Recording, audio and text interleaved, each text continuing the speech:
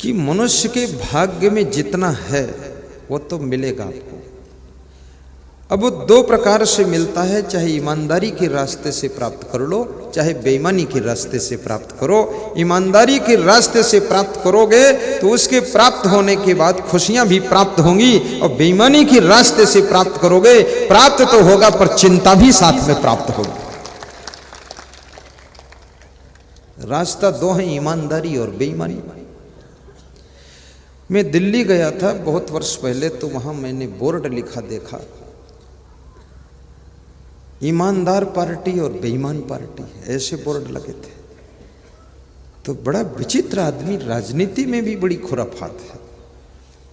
खुलेआम छाप दिया पोस्टर, सब ऑटो रिक्शों पर लगा दिया कि बेईमान ये, ईमानदार ये। नाम नहीं लूंगा मैं। और इस बेईमान और ईमानदार के सिंबल से भी, ये सिंबल से भी जीत हो गई उसकी, जो ईमानदार अपने को लिखता था। ईमानदारी का बड़ा प्रभाव है। ईमानदारी में सुख है और सम्मान है। बेईमानी से संपत्ति तो मिल जाएगी पर शांति नहीं मिलेगी, सम्मान नहीं मिलेगा, आदर नहीं मिलेगा। और जो लोग दूसरे के धन को मिट्टी के ढेले के समान समझते हैं और दूसरे की आत्मा को अपनी आत्मा के समान समझते हैं और दूसरी नारियों को अपनी मां बहन के समान समझते हैं, ऐसे लोग भगवान से भी बड़े भगवान माने जाते हैं और उन्हें पूजा करने योग्य होते हैं। शक्लो दुर्मत दूरी करो, अच्छा जन्म बनाओ। चित्त को एकाग्र कर लीजिए, आनंद लेते रहिए और सुनते रहिए। शक्लो दुर्मत दूरी करो, अच्छा जन्म बनाओ। काग गवन गति छोड़ के हंस गवन चले आओ।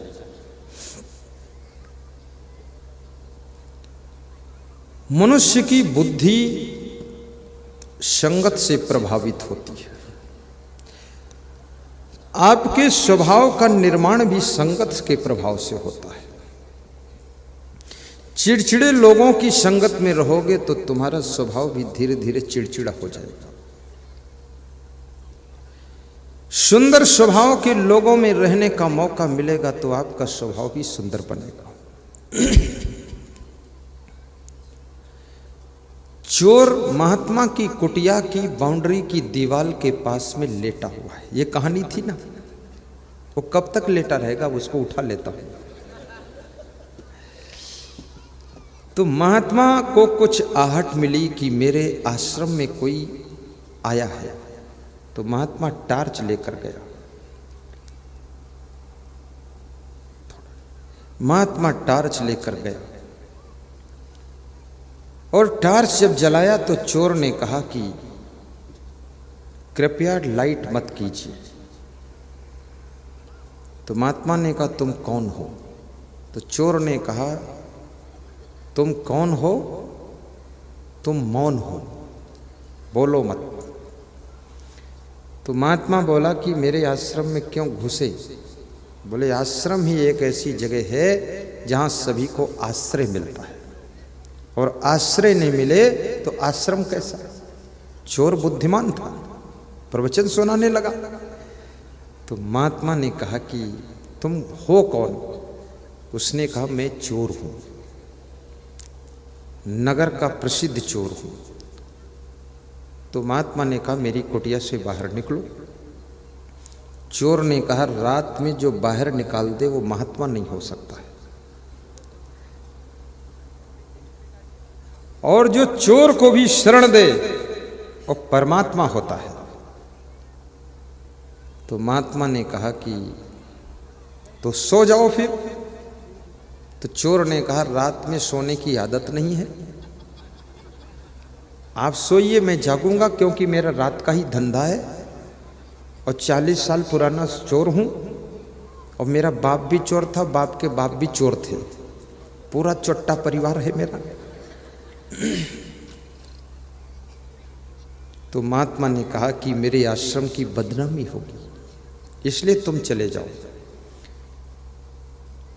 तो चोर ने बड़ा अच्छा उत्तर दिया कि मैं तो चला जाऊंगा, लेकिन मेरी रक्षा कौन करेगा? पीछे पुलिस लगी हुई है और आश्रम में मैं रक्षित रह सकता हूं। रात ठहरने दो, सुबह चला जाऊंगा। तो महात्मा ने कहा कि रात में अपने आश्रम में रुकने नहीं दूंगा, क्योंकि किसी को खबर मिलेगी कि महात्मा के आश्रम में चोर भी छिपाए जाते हैं, तो मेरे आश्रम की इज्जत का क्या होगा? याद रखना, कुछ लोग ऐसे होते हैं जो तुम्हारे घर में ठहर जाए तो घर बदनाम हो सकता है। कुछ लोग ऐसे होते हैं जिनके साथ साथ तुम सड़क पर बराबर में चल दो तो तुम बदनाम हो सकते हो, और कुछ सामान ऐसे हैं जिनको हाथ में पकड़ लो तो तुम बदनाम हो सकते हो, और कुछ स्थान ऐसे जहां तुम बैठ जाओ तो बदनाम हो सकते हो, और कुछ जगहें ऐसी हैं जहां पर तुम बैठ जाओ तो तुम्हें फ्री में सम्मान भी मिल सकता है।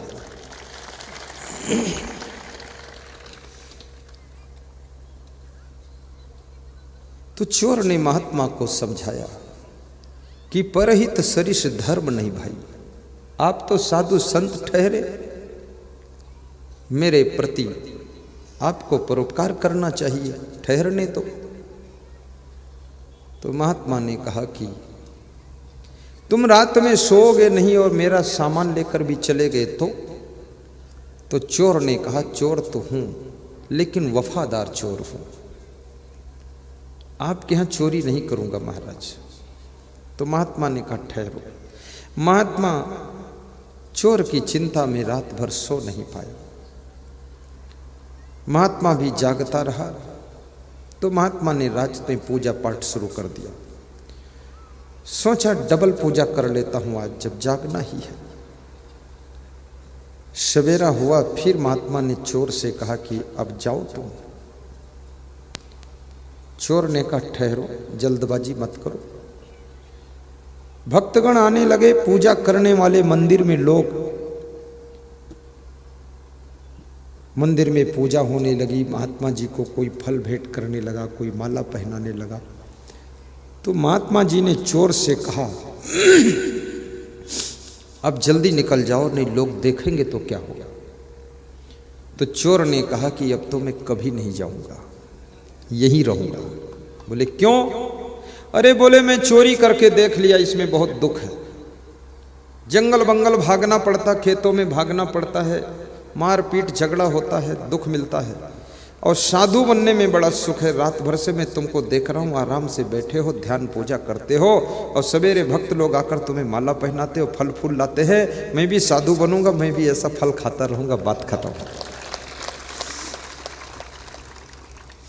और फिर वो चोर साधु बन गया। रात भर महात्मा की संगत के प्रभाव से साधु बना, और उस साधु का परम शिष्य बना, और उस गद्दी का अधिकारी बना, और उस गद्दी से उसने बहुत बड़ा प्रचार प्रसार किया। आदमी संगत से चोर भी महान बन जाता है, और कुसंगत में पड़ करके महान भी व्यक्ति चोर बन जाता है। मंथरा की संगत में कैकेयी भी गलत निर्णय लेने लग जाती है,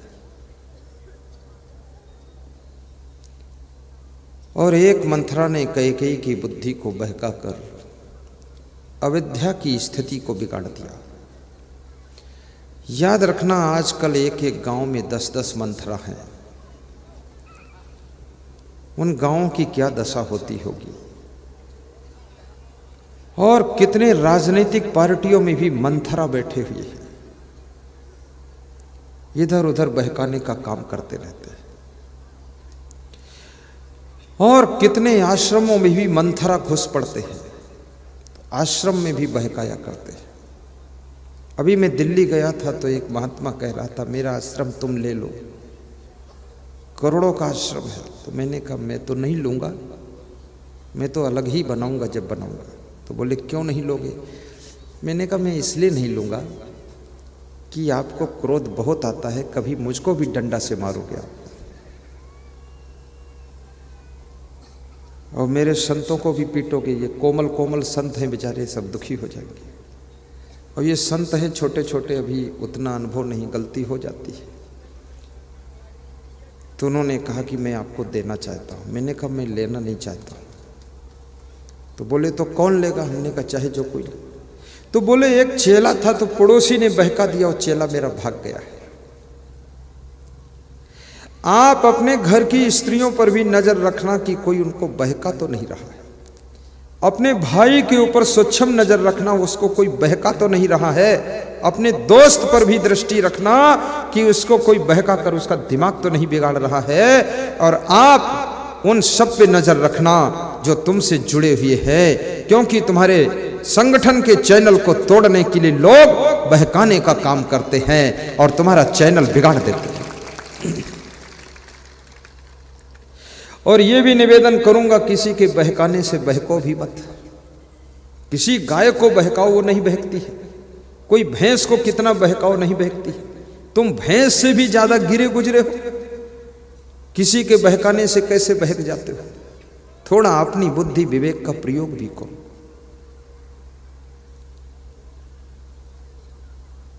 चलना संभल संभल की माया नगर यही है। शक्लो दुर्मत दूरी करो, अच्छा जन्म बनाओ। आप अपने जीवन को सुखी बनाना चाहते हैं, पहला काम यह करना कि अच्छी संगत करना। दूसरा काम यह करना कि सद्ग्रंथ धार्मिक ग्रंथों का अध्ययन करना।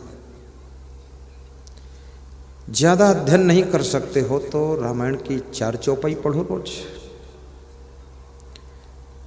ज्यादा मोटे ग्रंथ नहीं पढ़ सकते हो तो छोटे छोटे ग्रंथ, यहाँ साहित्य की दुकान लगी है, नए नए प्रकार की नई नई शैली की किताबें ले लो।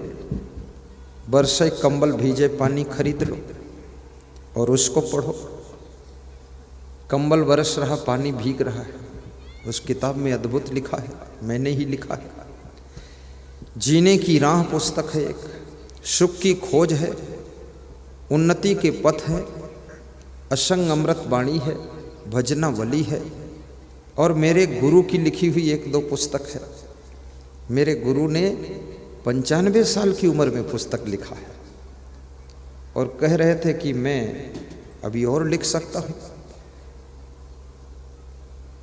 अभी 99 साल उम्र हो गई उनकी। ऐसी छोटी छोटी किताबें भी ले लो, पेन ड्राइव ले लो प्रवचन की। वातावरण आपके घर का सत्संग का होना चाहिए। एक ससुर अपनी बेटी के घर गया, पेन ड्राइव लेकर गया, तो बेटी के यहाँ मशीन में पेन ड्राइव लगा करके प्रवचन सुना और चलते समय पेन ड्राइव लेना भूल गया और अपने घर वापस आ गया और प्रवचन का पेन ड्राइव वही छूट गया।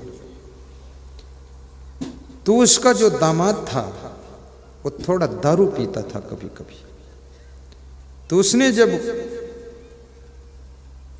पेन ड्राइव को चलाया, देखा ये पेन ड्राइव लगी, तो बटन दबाया, चालू हुआ प्रवचन। तो उसको अच्छा लगा, आधा घंटे सुना, फिर अच्छा लगा, 1 घंटे सुना, फिर दूसरे दिन सुना। तो 50 घंटे का प्रवचन सुनने के बाद उसने बिना किसी से पूछे, बिना कहे, चुपके से दारू पीना छोड़ दिया। तो बेटी का फोन अपने पिता के पास गया कि पिताजी आप पेन ड्राइव भूल गए थे यहाँ, उससे मेरे पति का सुधार हो गया, उनकी दारू छूट गई है। ऐसे ऐसे कभी कभी कोई चीज भूल भी जाया करो जो हमारे पति जी का कल्याण हो गया। अभी नए वर्ष के उपलक्ष्य में अपने रिश्तेदारों में धार्मिक ग्रंथों का वितरण कीजिए। नए वर्ष के उपलक्ष्य में प्रवचन की मेमोरी कार्ड और पेन ड्राइव वितरण कीजिए। आज हमारे भक्त जी लाए हैं, वो होगा वितरण। और नए वर्ष के उपलक्ष्य में सत्संग समागम कराकर अपने रिश्तेदारों को ज्ञान दिला दीजिए, ग्रामवासियों को ज्ञान दिलाइए। और नए वर्ष के उपलक्ष्य में जो पुरानी मन में ग्रंथि बनी हुई है उसको खोल दीजिए, और किसी से बोलचाल बंद है तो उसको शुभारंभ कर दीजिए। ये नया वर्ष से पुराना वर्ष जा रहा है, इसलिए पुराना मनमुटाव भी चला जाना चाहिए और नई जिंदगी की शुरुआत होनी चाहिए। अपने अहंकार को अलविदा कर दीजिए, क्रोध की ज्वाला को बुझाइए। और भाइयों बहनों, याद रखना, जब सत्संग आपके आसपास में हो, अपने रिश्तेदारों को बुलाकर सुनवाइए। और ये समागम से बहुत बड़ा फायदा होता है। आज यहां पर इतने लोग बैठे हैं, सब टीवी में हमको देखते थे। ये पाटीदार समाज गैलरी वाले, ये खोखरिया और मोरू खेड़ी वालों की कृपा से सबको आमने सामने गुरुदेव को देखने का मौका मिल गया। ये कितने बड़े पुण्य की बात है। मैं पूछना चाहूंगा, कितने लोग टीवी चैनल में हमको देखते थे? हाथ उठाओ। वेरी गुड, लगभग सभी लोग। और अभी टीवी में प्रवचन बंद भी हो गया है। बंद है ना, अब ये चालू होने वाला है, कोई चिंता ना करना, चालू होगा। ये नया वर्ष आपके लिए नई तरंग लेकर आ रहा है। और उज्जैन में जो आश्रम बनने की योजना चल रही है, इसमें मध्य प्रदेश वासियों का ज्यादा कल्याण है।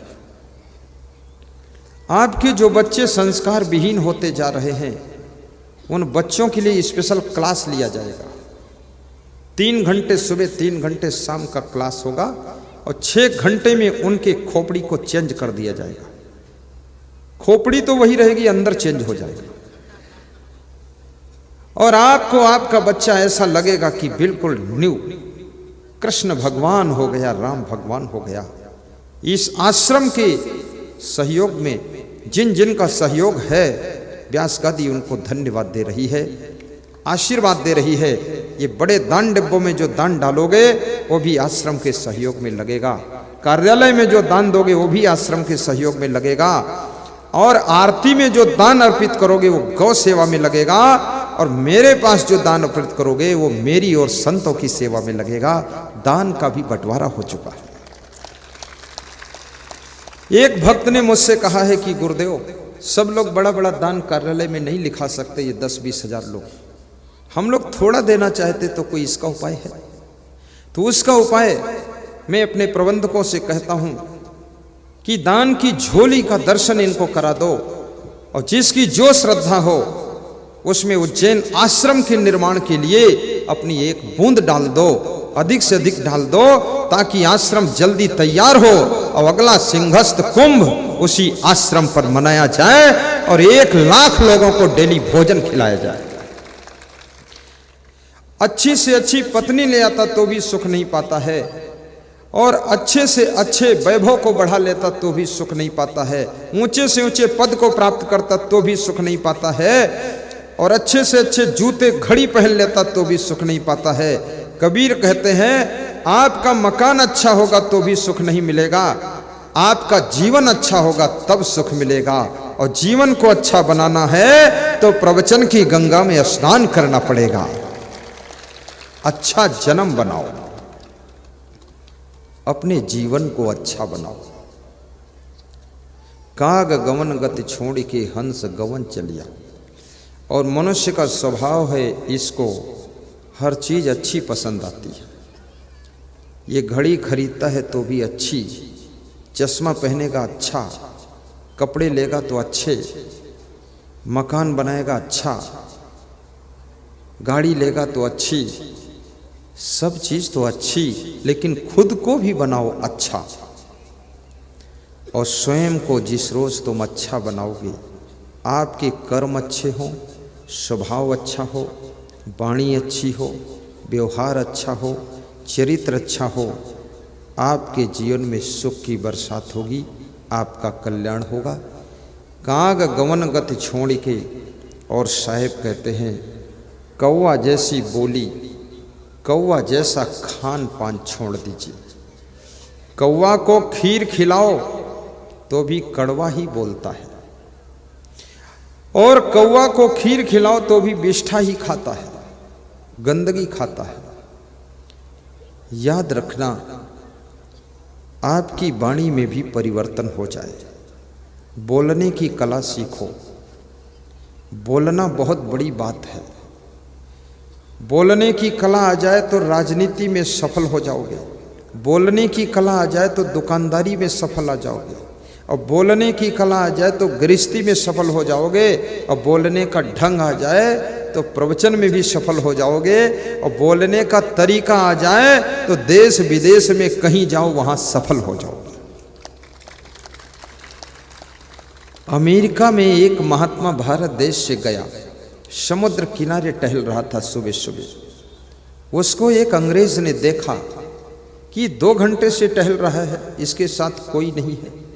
तो अंग्रेज ने पूछा, महात्मा जी तुम्हारा यहाँ कौन है? तो उस महात्मा ने उस अंग्रेज के कंधे पर हाथ रखा और कहा, मेरा यहाँ कौन है तुम पूछ रहे हो? मेरे आप हो, और कौन है? तो अंग्रेज इतना खुश हुआ, उस महात्मा को अपने घर ले गया और 2 महीना रख करके सेवा किया, और पूरे अमेरिका देश में उस संत का प्रवचन करवाया और कहा कि मैं अगर आपका हूं तो मैं ही आपका रहूंगा और अमेरिका में आपका प्रचार करूंगा। शब्द सम्हारे बोलिए, शब्द के हाथ न पाऊं, एक शब्द औषधि करे, एक शब्द करे घाव। शब्द की शक्ति को समझना, शब्द संभल करके बोलना। शब्दय मारा गिरि परा, शब्दय छाणा राज, जिन जिन शब्द विवेकिया तिनका सरी को काज। शब्द की मार से मनुष्य राजपाट छोड़कर चल देता है, और शब्द की चोट से मनुष्य प्राणों को भी छोड़ देता है, और शब्द के प्रभाव से मनुष्य बुराइयों को छोड़ता है, और शब्द से प्रभावित होकर के मनुष्य किसी पार्टी को वोट दे देता है, और शब्द के प्रभाव से मनुष्य नाराज होकर के विरोध भी करता है, और शब्द के प्रभाव से विरोधी भी आपका दोस्त बन जाता है। शब्द को पकड़िए, शब्द को समझिए, शब्द में बहुत बड़ी शक्ति होती है। शब्दई मारा गिरि परा, शब्दय छाड़ा राज, जिन जिन शब्द विवेकिया तिनका सरी गोकाज। जिन जिन शब्द विवेकिया तिनका सरी गोकाज। शब्द मारा गिरि परा, शब्द छाड़ा राज, जिन जिन शब्द विवेकिया तिनका सरी गोकाज। धीरू भाई अंबानी, जो देश का सबसे गरीब घर का बालक था, गुजरात का बच्चा, चोरवाड़ा गांव, वो बालक अपनी माँ के जब पैर छूता है तो माँ सिर पे हाथ रखकर कहती है कि बेटा एक दिन तुम बहुत बड़े धनवान बनोगे, महान बनोगे, बुद्धिमान बनोगे। चना मुरमुरा मंदिर के किनारे बैठकर बेचता था, शाम को 1 रुपया मंदिर में दान कर देता था। पुजारी कहता था तुम गरीब हो, दान मत करो। तो धीरू भाई अंबानी बोलता था कि मेरी माँ ने सिखाया है कि 1 रुपया मंदिर में दान करके आना, भगवान के लिए 1 रुपया अर्पित कर देना, बड़ी विलक्षण बात है। और वो पुण्य, वो दान धीरू भाई अंबानी को भारत देश का सबसे बड़ा उद्योगपति बना देता है। माँ का आशीर्वाद, माँ के शब्द चरितार्थ हो जाते हैं। मैं आपसे निवेदन करूंगा, मंदिरों में जाना, प्रणाम करना, लेकिन अपने माँ बाप को प्रणाम करना, उनसे जो आशीर्वाद मिलेगा, जो गुरु के चरण छूने से आशीर्वाद मिलेगा, जो संत का आशीर्वाद मिलेगा, उनके मुख से निकले हुए शब्द एक दिन आपको आकाश की ऊंचाई पर उठा देंगे और आप बहुत महान बनोगे। आपके घर की महिलाएं घर की गरिमा को बढ़ाने योग्य बने, आपकी बेटियां आपके घर का और आपके यहाँ से विदा होकर ससुराल जाएं तो वहाँ का भी सम्मान बढ़ाएं, ऐसी उनके लिए शुभकामना है। आपके बच्चे भारत देश के गौरव को ऊंचा करने में मदद करें और आपका जीवन करोड़ों लोगों के जीवन में रोशनी लाए। आपकी सहन शक्ति इतनी बढ़े कि गम खाओ, इतनी खाओ कि गम की हद कर दो। और यमराज के दरबार में पहुंचो तो यमराज का खाता भी रद्द कर दो, यमराज का खाता रद्द कर दो।